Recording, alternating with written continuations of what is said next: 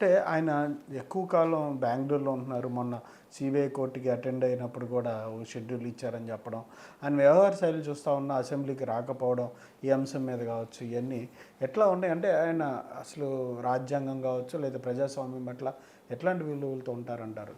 ఒక ఎమ్మెల్యేగా ఉన్నారు, ప్రతిపక్ష నాయకుడు, హోదా ఇవ్వలేదు నాకు ఇవ్వలేదని అడుగుతూ ఉన్నా సరే ప్రజల పక్షంలో ఆయన ఆయన ప్రజానాయకుడు ప్లస్ ప్రతిపక్ష నాయకుడే కదా.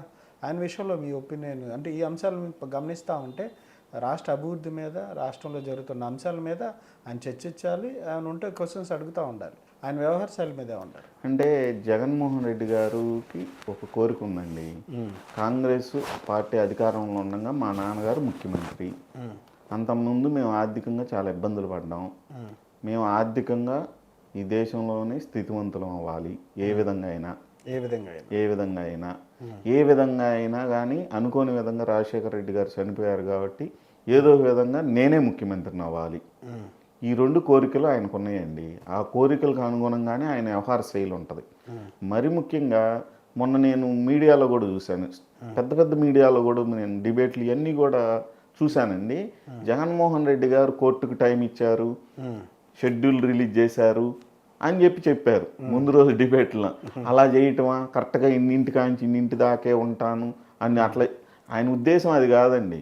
ఆయన ఉద్దేశం ఏంటంటే జగన్మోహన్ రెడ్డి గారి యొక్క ఎక్కడి నుంచి ఎక్కడికి వస్తున్నారు, ఎన్నింటికి ఎక్కడికి వస్తున్నారు అని ఒక పబ్లిక్లోకి ఇది ఆయన టైమింగ్స్ అవన్నీ అనౌన్స్ చేస్తే కార్యకర్తలు పోగవాలి, కార్యకర్తలు రావాలి. ఆయన ఇంటెన్షన్ అది.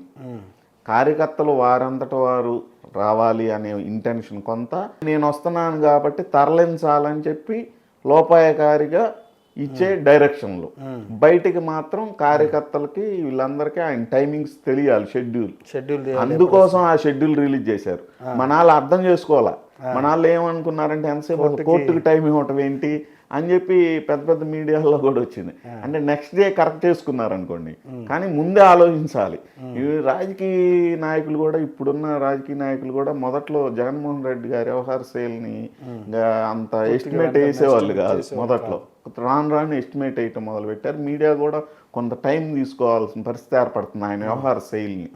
కాబట్టి ఆయన వ్యవహార శైలి ఎప్పుడు ఇదే విధంగా ఉంటుంది. ఇంకోటి ఏంటంటే ఆయన ఎప్పుడు కూడా మీడియా దృష్టిలో పడాలంటే రెండు రకాలండి. ఒకటి మంచి పని చేసి పడాలా, ఇంకోటి కాంట్రవర్షియల్ చేసి పడాలా.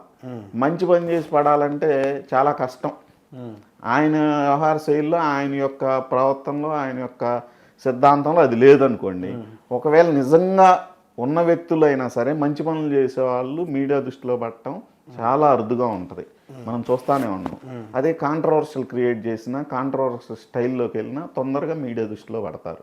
ఇప్పుడు ఆయన ఎక్కడికి వెళ్ళినా రూల్స్ వైలేషన్ చేసేది ఎందుకు అనుకున్నారు? ఫోకస్ అవటానికి, అందరికి తెలియటానికి, దూసుకెళ్ళాడని తెలియటానికి, అందరూ పద్దాక ఆయన్నే చూడటానికి, అందరూ ఆయన గురించే మాట్లాడుకోవటానికి, ఫోకస్ ఆయన మీద పెట్టడానికి.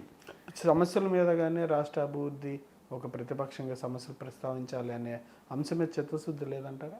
అసలు ఎక్కడైనా మీరు వెళ్ళిన చోట ఆయన సమస్యల మీద కానీ మాట్లాడటం కానీ, ఆ సమస్యల్ని ఈ విధంగా పరిశీలించండి, లేకపోతే ఈ విధంగా పరిష్కరిస్తే ప్రజలకు ఉపయోగం అని కానివ్వండి, ఎప్పుడైనా చెప్పటం మీరు కానీ ఈ రాష్ట్రంలో ఎవరన్నా విన్నారా?